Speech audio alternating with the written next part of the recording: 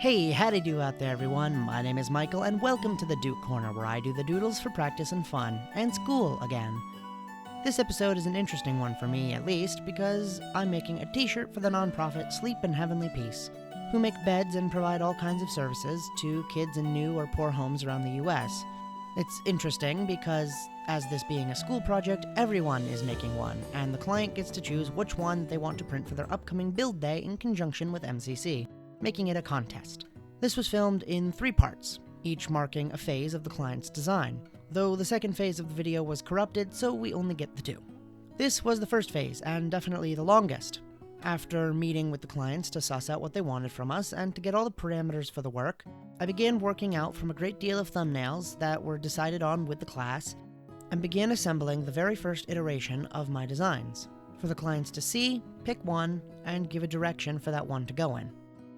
The second phase was the one that I lost, and wasn't actually supposed to exist, but we postponed our first client meeting date, so the class gave feedback instead, and I altered my designs accordingly. When eventually the design cuts from something similar into something different with no process, that's where I lost the footage. It happens towards the end of the video. Phase 3 wasn't very long, it was mostly just cleanup and deleting. What we're watching now is me making the front and back of my first 2 designs. The idea was to have a compassionate feeling one of children in a bunk on the front left chest area, and for there to be their slogan in all kinds of crazy kinetic type style with their logos on the back.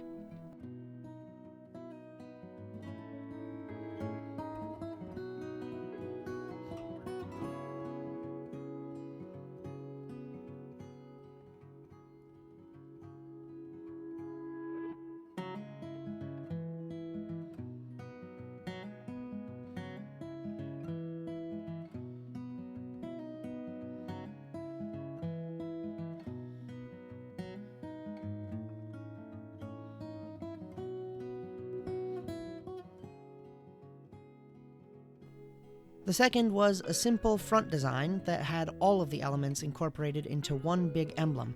It was meant to look like an emblem, sort of like knights of the drill clashing their blades in a call to action. I really liked that one, but the clients, after I made some changes in Phase 2, decided to actually do away with all of the graphics altogether and just go with the slogan in simple, but I suppose well-made, catching colors. I sort of altered that kinetic text thing into something, well, vaguely similar, but not so much kinetic text. It was simpler and less misinterpretable. You'll see it in a moment. It was a sad moment when I had to delete all of that extra stuff, but they liked the way I made the text, so I suppose that's pretty nice.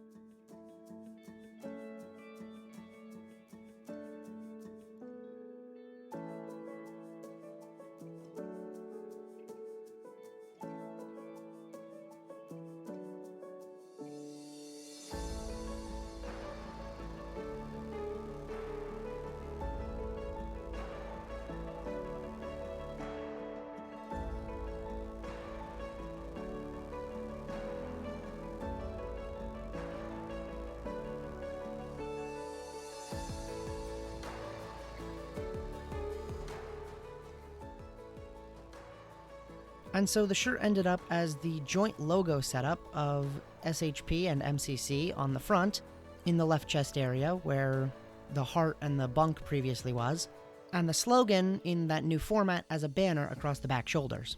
You'll see it all come together in the mock-up. After all that, I just did the busy work to clean up the file for presentation, and I sent it away. It'll be a few more weeks before I know if I was chosen. My expectations are, admittedly, rather low. There are 16 kids in the class, so out of all of those choices, and us being of relatively equal designing quality, the final pick really just comes down to which one the client likes most in the moment. So that doesn't give me the highest chances, but I'm still hoping that the quality of my design pulls through and actually gets me the win. I suppose I'll have to let you know if it does, but regardless of what the clients thought, what are your thoughts on these designs? It's pretty funny how they had to come full circle on the text and graphics. Initially, I was told by the clients that they didn't want a text-only shirt. And in the end, they just wanted to delete all of my graphics because they liked the text that much, and thought that it would be perfectly well just on its own, which I suppose gives credit to my typography skills at least. In the end, I could have basically just not even made the graphics altogether, and it would have made no difference. But let me know what you think anyway. And let me know what you'd like to see in the coming episodes. I'm always hunting down new inspirations, and what better place to get it than from my own viewers. Thank you very much for watching till the end, and without further ado, farewell.